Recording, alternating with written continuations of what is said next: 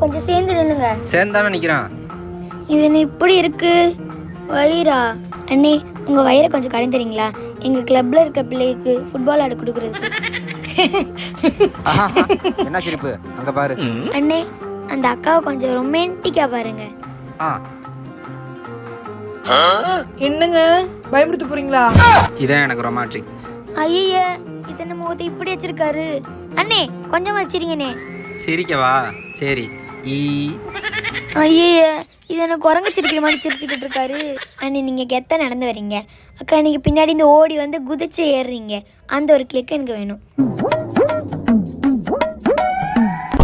என்ன ஏறுற?